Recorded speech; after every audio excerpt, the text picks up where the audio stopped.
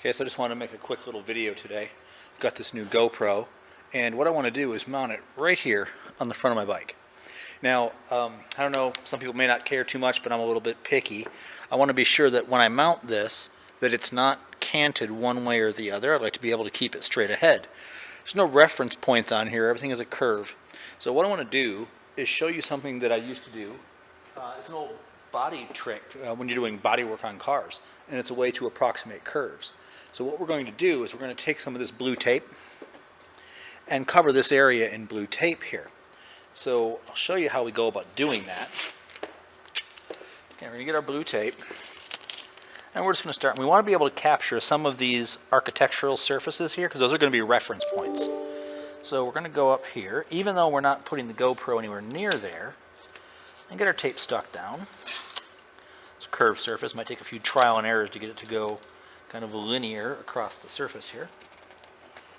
There we go. First layer.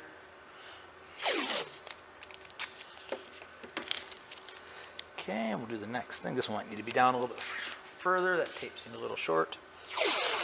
There we go. Next layer. And we want to be sure we overlap these all the way down. Because what we're going to do is create a template of this surface.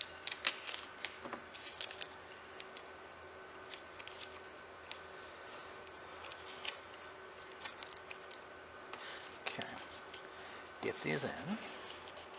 And it doesn't matter if you have some wrinkles and some other things in here, that's perfectly fine.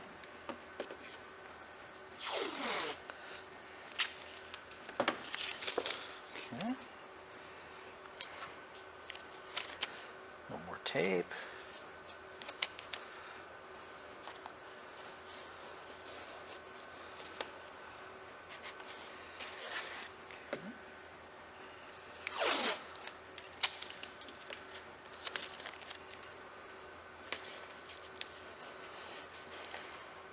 Yeah, and again, these little wrinkles don't matter at all. What we do want to do, though, is you see here there's a little bit of a rise and some bubbles. We want to be sure the tape goes all the way to the edge. So we're going to pull this back up and just kind of run it in with our fingernail to get it right up to that edge, because that's going to be our reference mark.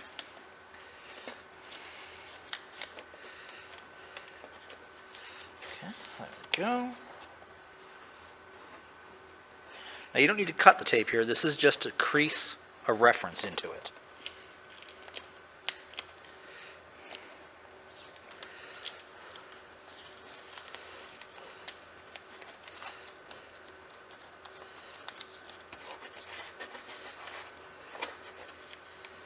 Okay, and trace these inner surfaces with a nail, a fingernail, not a metal nail. Now you can also take a Sharpie and trace this out, but I always like tracing with the fingernail first. That way it gives the Sharpie a nice line to follow versus just trying to do this freehand in these little grooves. Okay, so now what we've done is we've created a three-dimensional mold that we can transform onto a two-dimensional surface. So I'm going to go ahead and stop this video, move over to the bench, and we'll reset, and I'll show you what we do over there.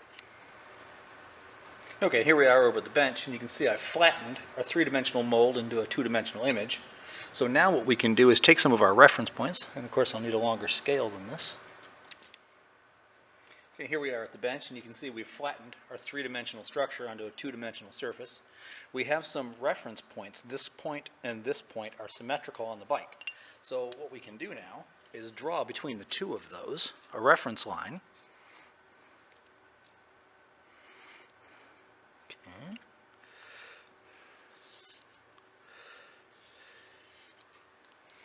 Okay. So now we've got a reference line that we know basically splits this top and bottom. And actually I'm a little bit off here. You can see I'm high over here.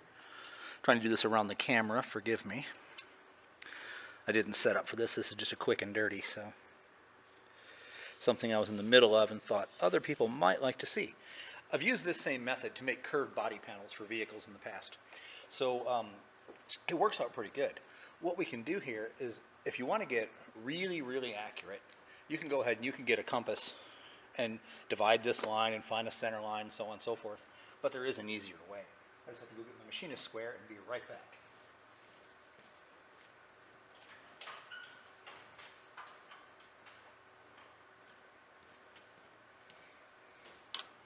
Okay, for all intents and purposes, this isn't, machining.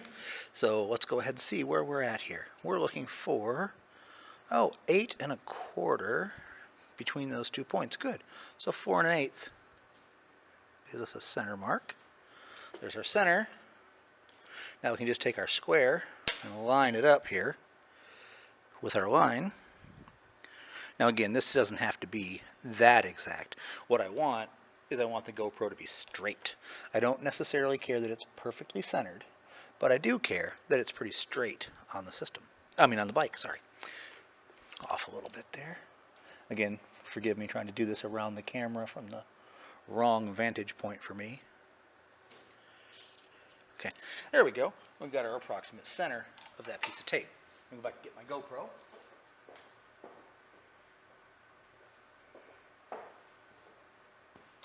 All right, we'll take our mount off and just get our sticky pad.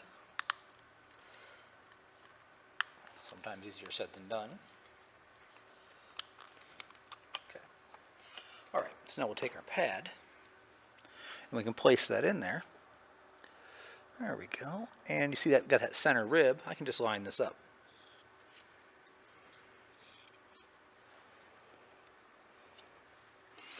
There we go.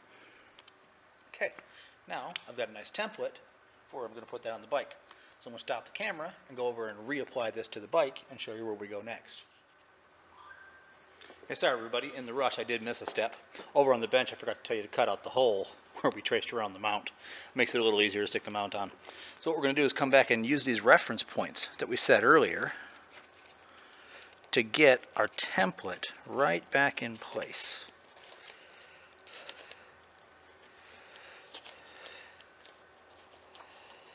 Okay. Alright, you see we're a little high over here. So what we'll do is we'll come back and we'll slide that down just a little bit.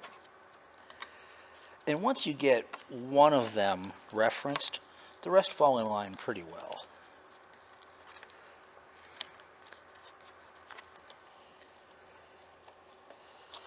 Okay. And then we just kind of go along with the fingernail, pressing the reference line into the groove that we used to make the reference line. Here we go. There we go, we got that one in. Reference line down here. There we go. And everybody's back on their reference line. We have a nice centered hole. So I'm going to go get a little alcohol to clean that with.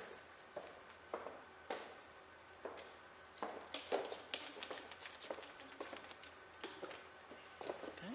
Clean our spot.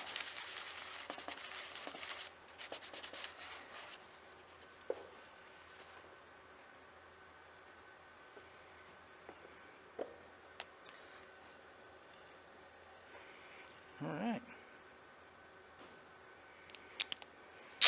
Take our GoPro mount, and again we have our reference lines here. This mount's kind of nice. It's got a little center rib. You can help visually line it up. And we just stick it right in the middle of our template. And there you go. One nicely centered mount. Hope this helps. It's a neat trick. If you're looking for it for body work, it's a great way if you're fixing rust holes in cars to do the same sort of thing. But it definitely helps you to center things on a uneven three-dimensional surface with no reference points. Hope you like it.